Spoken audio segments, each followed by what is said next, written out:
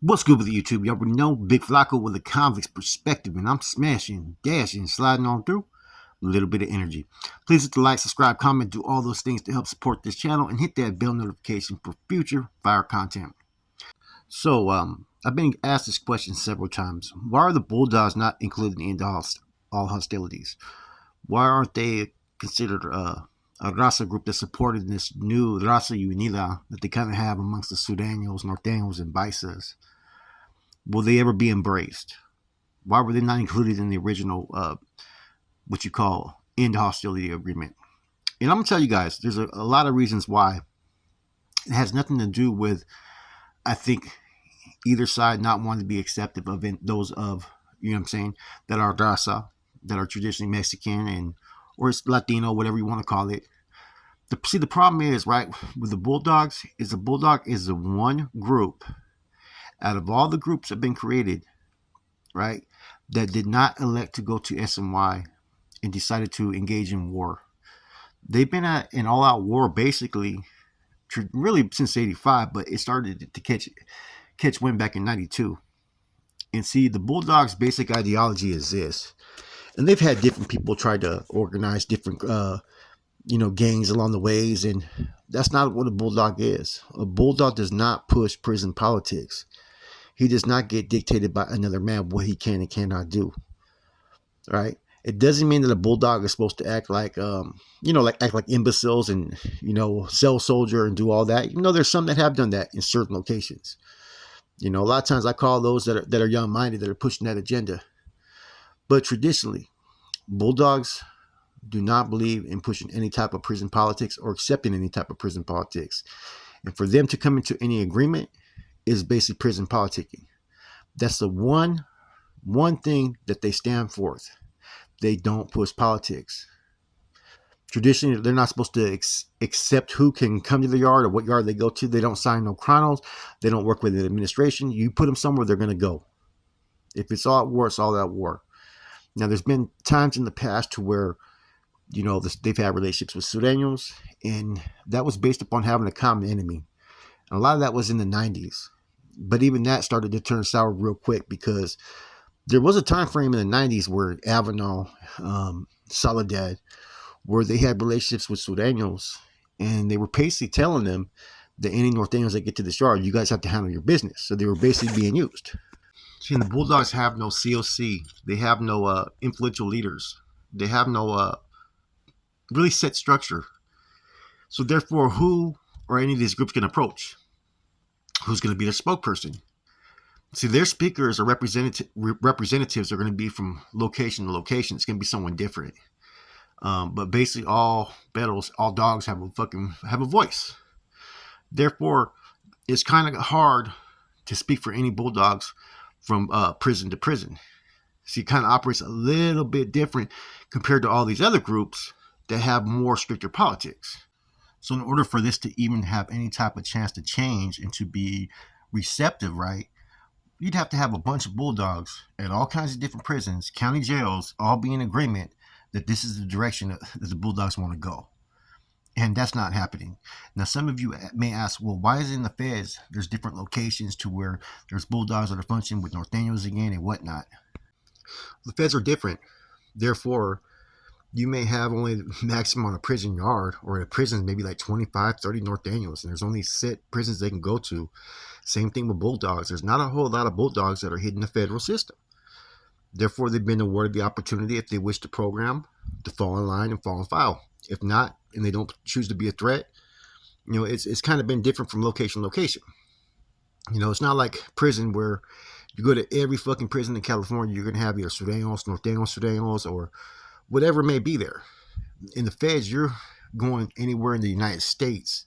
Therefore, you may go to a yard where there's only 10 Nortenos, 8 Nortenos, and maybe 1 Bulldog. So being from Cali, you kind of learn to coexist. And this is kind of like the relationship that was established when certain individuals hit the feds. And from my understanding, I don't know if it was the big dogs or if it was the Bulldogs, but some individuals that were part of a sub-faction had jumped for Skip over there in Sheridan. And I think it was actually some Bulldogs, if I'm not mistaken, but it could have been the big dogs. But in any event, man, Skip was one of the ones that was pushing to bring the Bulldogs back into the fold. And I heard that he never ever wanted to lose the Bulldogs the way in which they did, because even during that struggle, like in '84 and '85, there was individuals that were Bulldogs that were still being accepted by homeboys, and it had yet to turn into all-out war yet. And there were some that were still homeboys; they weren't Bulldogs yet.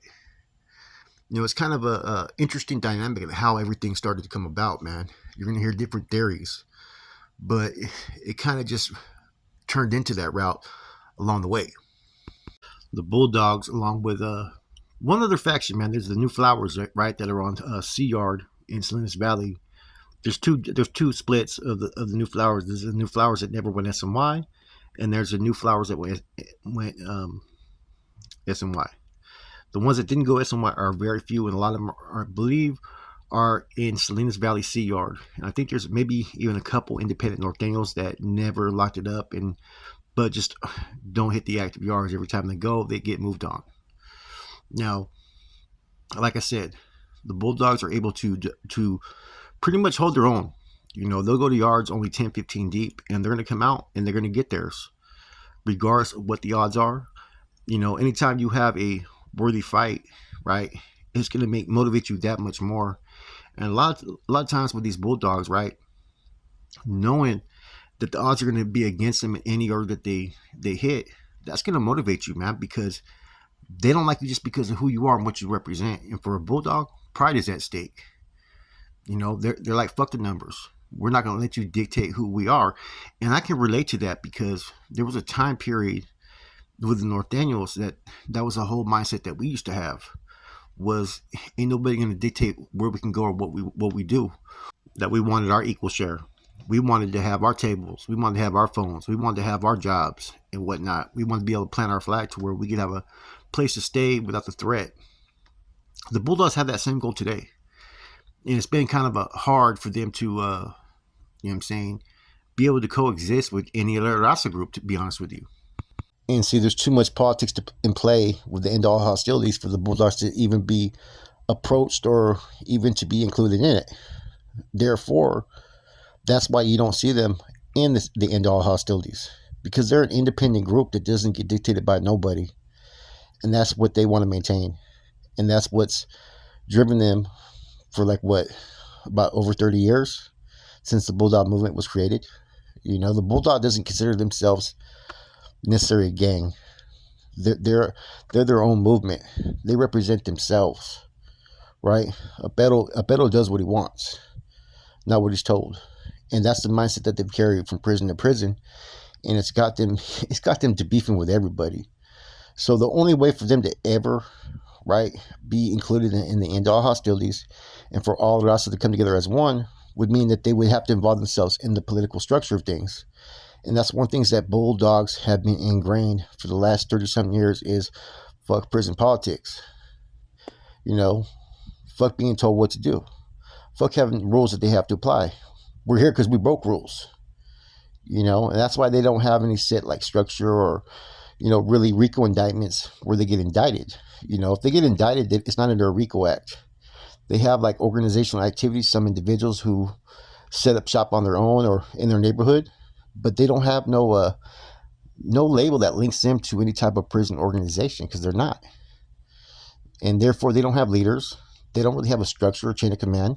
They may have people who speak for them from prison to prison, based upon the fact of that person's experience, knowledge, and doing time, But other than that, there's no avenue for them to even be connected, and without having that voice, without having that leadership void to sit there and interact with people from the MA and NF and whatnot, there's no way to include them in the end all hostilities. Who's going to speak for them?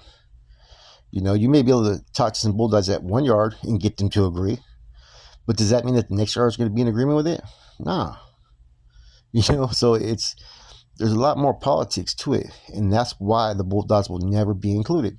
Now, if they ever decide to change and bring some type of structure and some type of leadership, right, then of course things could change, But at the moment, I don't see this ever occurring until we see that, That's the one thing that's made them different than all these other groups. All these other groups fall under someone's bandana. You have the Nortenos who fall under the NF, Surenos who fall under the MA. The Bulldogs fall under nobody. That's why a group was attempted to be made back in, I think, the early 90s, the Bulldog Nation. That shit got shut down so fucking fast, right? It had a little bit of fucking, momentum in New Folsom for a minute, but that didn't last that long, man. Because see, a lot of those dudes that were early Bulldogs in the 90s, a lot of them were former structure members, even some former NF members. So some of them tried to bring that organizational type of atmosphere, chain of command, and bylaw structure to the Bulldogs. But they got rid of it as fast as they tried to start it. Besides the original declaration that the Bulldog Council made back in the early 80s, which was to branch away from the NF, they've remained loosely organized. And with that, man, is why, like I said, man, the future of the Bulldogs, it's unknown. I always kind of assumed that eventually people are going to end up grouping up and start to build relationships and allies. You're starting to see different groups that are attacking other groups, and you're starting to see alliances be formed and different businesses going. I've been told that the new generation of mostly, even of the Surenos, Nortenos, are all about money. It's no longer about control as far as in the power of just let's push some muscle. So maybe there could always be that option for the Bulldogs to somehow be accepted. And the only way I could see that happening, right, is a sales pitch to the right people who have a voice within Fresno. You know what I'm saying? But you already know what the ulterior motive is going to be. Is Fresno is one tapped in resource that hasn't really been tapped in or organized really by any of these organizations to go in there and set up shop.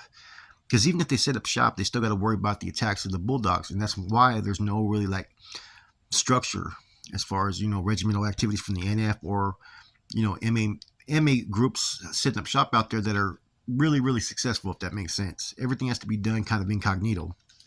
So, this is where I stand on this, man. And, things could change. They are Mexican. They are Raza. Bulldogs just want to be able to do what they want to do and follow the rules that they have set for their people. Now I've talked to a few Bulldogs, and I've gone out to Fresno. I've spent time, with someone that was a Bulldog, and he treated me with the utmost love and respect, and he was a fucking solid ass motherfucker. You know what I'm saying? Solid ass dude. He was no different than any solid homeboy I met through all the time I was active. And I met, Southerners with the same type of fucking stilo as well. I've had calls with Phantom. Phantom, we talked on the phone a few times. Good dude, man.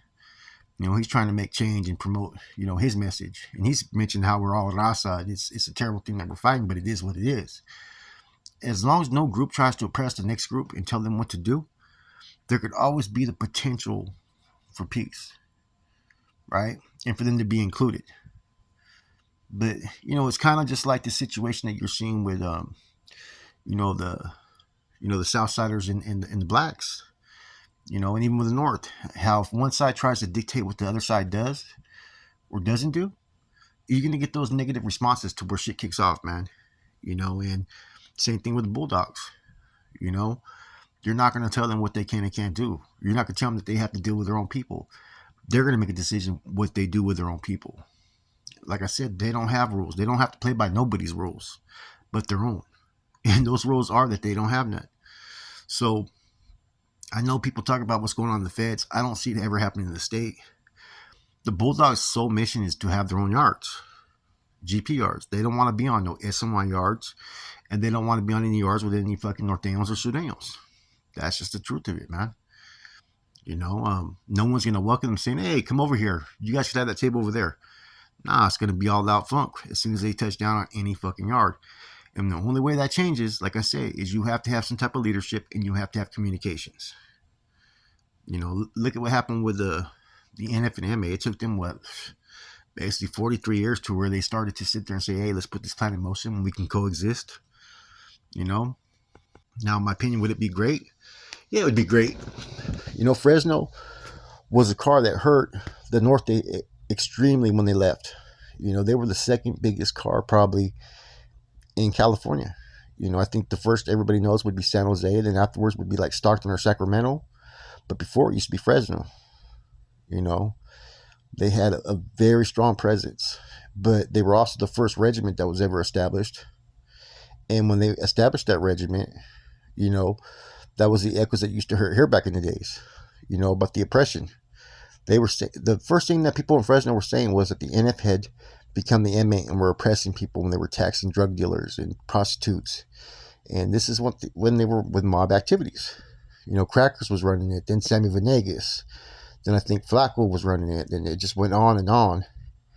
And the taxes that they were using to the people who remember what was going on back in the 60s and 70s with you know, the MA was typical what the MA was trying to do back in the days.